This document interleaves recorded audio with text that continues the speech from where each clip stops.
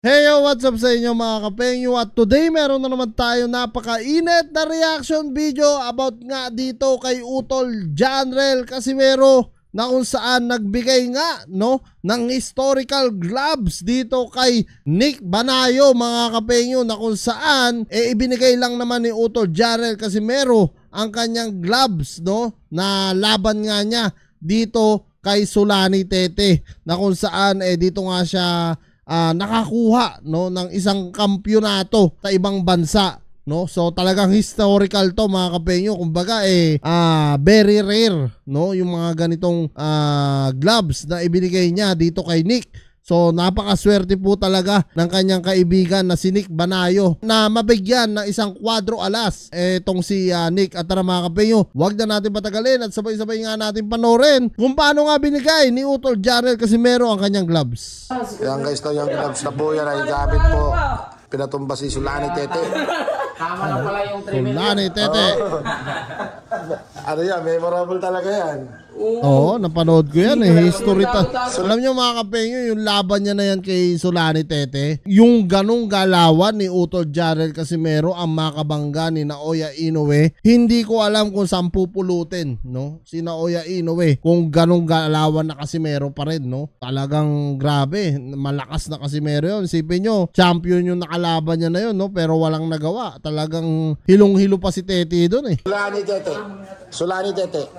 Oh, kahit pipi lang. Historical gloves yan. 30 ni Nick sana all mga kapengyo. Kahit yan doon sa ano. Ayan papanorin nata nila. Ayan, papanorin nga nila Ayan. Ayan nga, yung gloves Ayan yung gloves yan Oo, kumpirmado. Confirm. Kaya pala tama pala yung 3 million.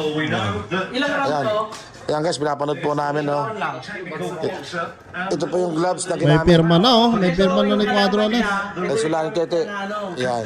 Tapos, ito daw yung may record ng 7 seconds, pinatulog yung kalaban. Sa Guinness record. 7 seconds, grabe Ayan nga, yun ang katibayan. Hindi kasi ako marami kasi yung club sa kwarto. Well, the obvious tactic is to get inside that beautiful long jab there of Tete. Ayan na mga kapengyo, pinapanood nila yung laban nga dito ni Utol Janrel kay Sulani Tete. Okay, yung sapatos pala na isa ring historical na laban niya dito kay Tete, binigay din niya kay Boss Rich doon. So grabe grabing swerte ng mga nabibigyan ni Utol Janrel Casimero rito. Mapapasana all ka na lang talaga Sa kaibigan ko. Nakakuha rin sa akin nakakuha rin din. Nakakabilib lang talaga yung puso ni Janrel Casimero pagdating sa mga kaibigan. Sobrang bait, sa totoo lang Ito real talk. Kahit na nung hindi pa naman sila magkaaway din ni SB noon, talagang kita nyo naman nabigyan din ni Janrel Casimero ng cellphone etong si SB nung mga panahon na way back na magkaayos pa sila. Kaya kung mapapansin nyo talaga mga kapengyo, si Casimero yung taong pag nakipagkaibigan talagang solido siya. Kasi isipin nyo si Boss Rich doon, tamo yung kanyang sapatos dyan kay Sulani Tete, naibigay din niya. At ngayon ito kay Nick Banayo, bibigay din niya yung gloves. Isipin nyo mga kapengyo kung gaano kalaki na rin ang worth niyan if ibenta sana ni Casimero. Kumbaga mahina siguro 100k if ever kay Boss Toyo kung bibili niyan. Ano ba magandang gamit ng acrylic, diba? Acrylic. I suspect that might never be broken. Grabe, solid yun. Casimero, who'll be known to British fans as the man who stopped Charlie Edwards in September 3 years ago in an IBF flyweight title Quadro defense. alas, Casimero. He won this interim title in February. Maitabi mo yung gloves na yan, Alam nyo kung ako yung makakuha ng ganyan din, papaprame ko yan, tatabi ko yan dito sa likod ko. Puta na guys. Tas proud na proud tayo, Galing kay Utol Janrel Casimero talaga. Real talk yan, mga kapeng. Espinosa, and then defended it in 30 ni Nick, Ano yan, ni Boss Rich doon. Taragis ka. Tumba. Hilo siya, Di niya alam kung nasaan siya, He's in trouble.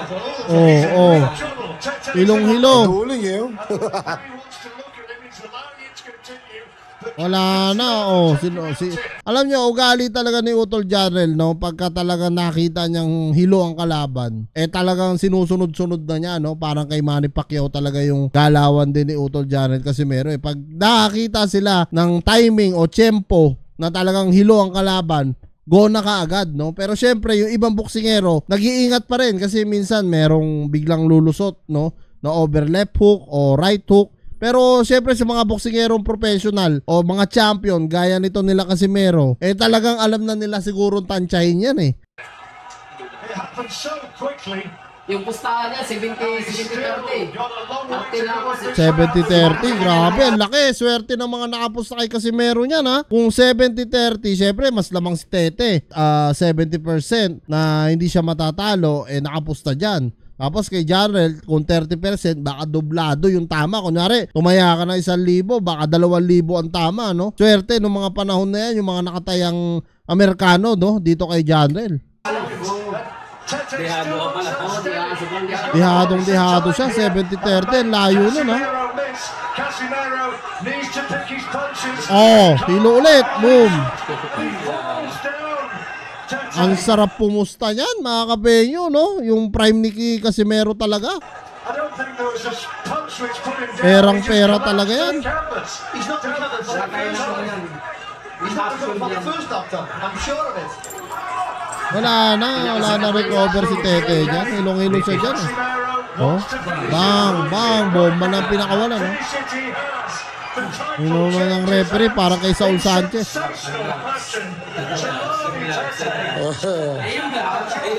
Ayan ang gloves. Yun yung gloves, nasa personal nila, Alam mo yun, mga kapenyo, nakaka-proud yung ganyan yung pupuntahan ka pa ng isang Janrel Casimero, ng isang 3 times world champion sa bahay mo, tapos kumbaga bibigyan ka ng gloves. Sobrang swerte, mga kapenyo, no? Kumbaga parang isang karangalan yun na makaharap mo, no? Ang isang 3 times world champion. Tapos ang matindi ron, kaibigan o tropa niya pa, no? A defeat which Hindi ko na naalala yung gloves eh. expected no Ito na. Wala. Hindi na makakatras kayo, pirma na. Hindi na mapapawi.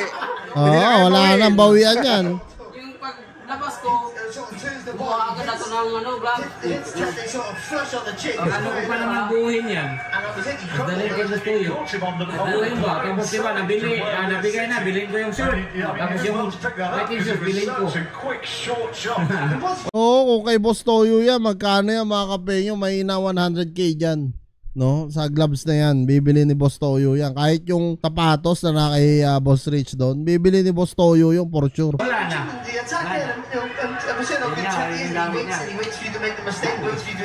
Kumpirmado, no? World champion. Ito nga na to. Yan yung nag-world champion siya. 3-time world champion siya. Dito, sa laban na to. Historical nga talaga. Pangilan na ba kayo? More, maybe 2 nights now. 3 times world champion. Isa laban mo ulit. That Tete's got back to his feet. So yan, mga kapenyo, ano nga masasabi nyo dito kay Utol Janrel Casimero na ibinigay lang nga niya yung kanyang historical gloves dito kay Nick Banayo, na kung saan ay talagang napakaswerte ng kanyang kaibigan na ito, no? At hindi nagdalawang isip si Utol Janrel na ibigay niya ito. Kaya sa totoo lang, real talk, napakasarap pong kaibigan ni Utol Janrel Casimero. Anyway, mga penyo, maraming salamat dito sa panonood nyo sa panibagong kong reaction video. At kung kayo ang tatanungin ko, ano nga masasabi nyo dito sa pagbigay ni Utol Janrel Casimero ng kanyang gloves at unang pagkakapanalo kay Solani Tete. Comment nyo na lang down below lahat ng mga opinion nyo, mga kapenyo, at lahat po yan mga basa ko. Maraming salamat, mga penyo, at kita-kita lang tayo sa susunod kong reaction videos.